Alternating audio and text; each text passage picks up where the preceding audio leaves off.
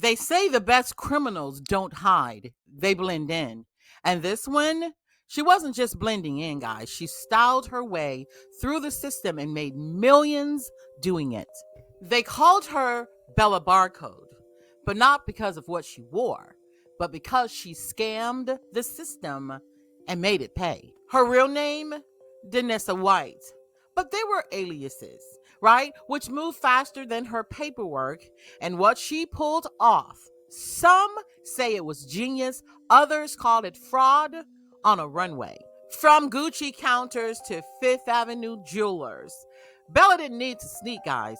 She got approved.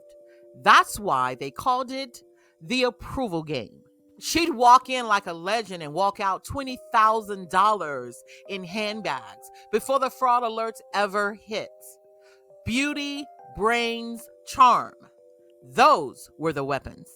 And if you would take a moment to subscribe to the channel, like the video, share the video, because this story, guys, is epic.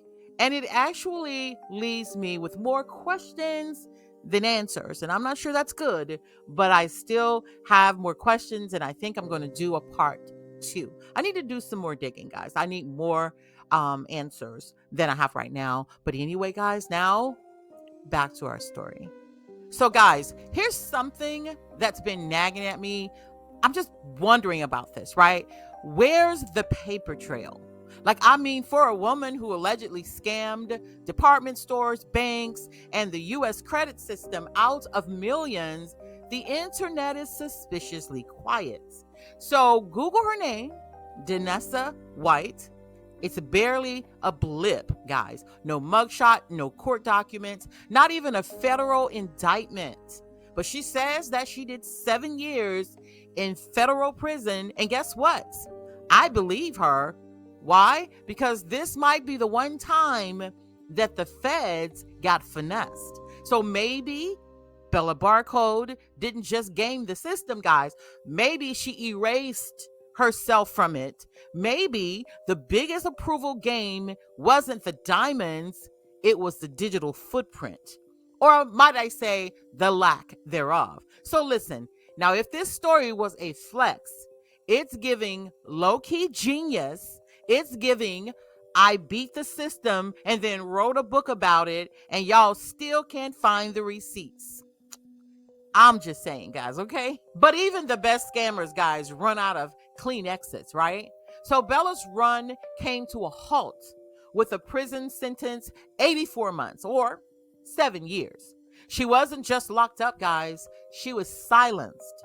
No designer, no cocktails, no high stakes plays, just 4 walls and time to think about how the game was flipped. But what took Bella down? Well, just like all the other stories, it was someone close to her. Her so-called play sister, her day one, her ride or die, the one who knew everything.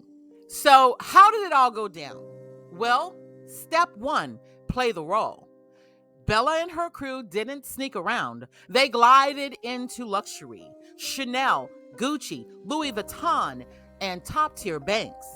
Dressed to own the room. The credit cards, well, often stolen and sometimes even expired. And she knew that the cards would be declined. That, my friends, was a part of the setup.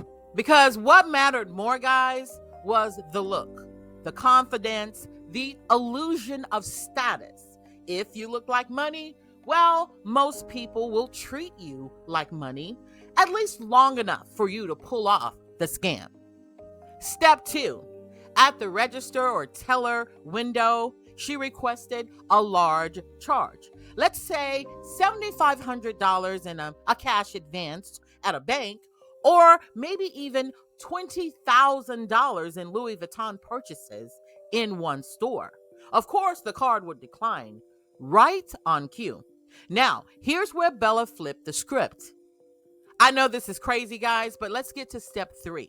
Let's call this the call that wasn't. So Bella would act irritated, like a wealthy woman inconvenienced.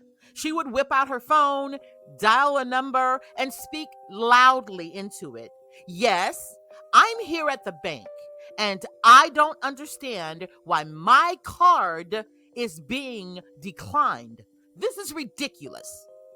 But Bella wasn't calling the credit card company, guys. She was calling her inside person, a friend, a co-conspirator, someone pretending to be the bank rep or the credit card representative. She'd hand the phone to the clerk or teller saying, "Here, speak to them, please." So let's call step 4 the ultimate override. Now, keep in mind that Bella would have already authenticated herself as the owner of the card. Well, the last 4 of her social, her date of birth, and maybe even the home address. But of course, they have this information because they're scammers, and that's what scammers do. Now, the rep on the other line would ask all the right questions, of course, to make the call appear official. Can I get your vendor ID? Your associate number? Now, these people had no idea that the person that they were talking to was actually a part of the scam and working with Bella. So the employee, flustered, caught off guard, would answer, unaware that they were helping to complete the scam. Then came the kicker, a fake override code made up on the spot, rattled off like gospel.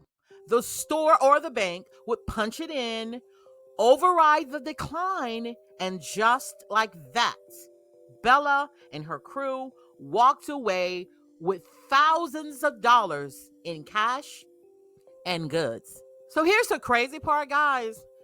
Bella and her crew, they weren't just stealing.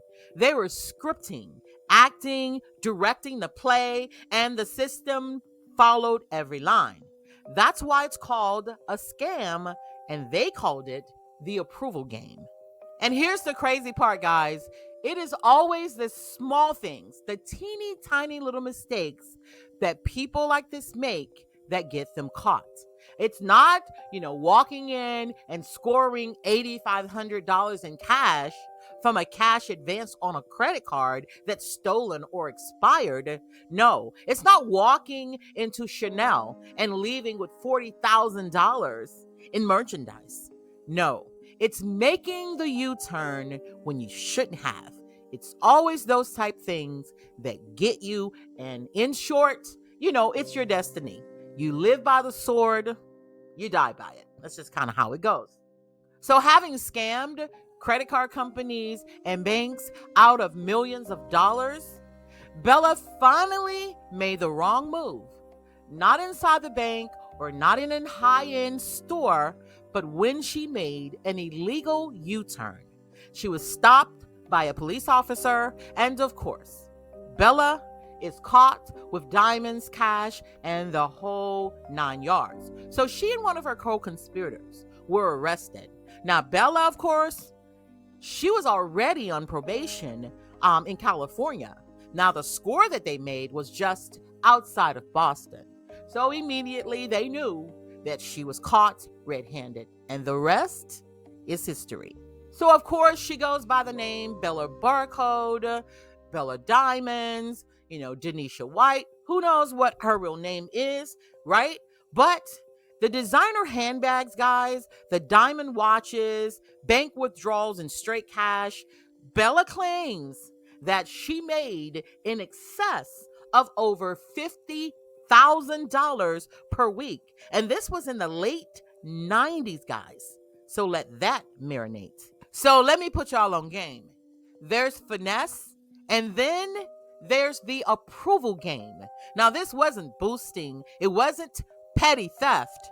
It was financial seduction, and Bella Barcode was the queen of it. She learned the game at just 17 years of age. While most girls were stressing about prom and final exams, Bella was rolling up in a car so clean, it turned every neck in the school's parking lots.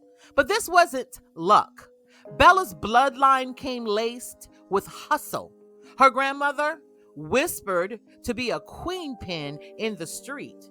Didn't raise no ordinary girl. She raised a strategist. And Bella, she was listening. So in short, Bella turned her hustle into a story. Publishing a book called Beauty Before Bars, she now speaks about redemption, reform, and the trap of fast money. Her message?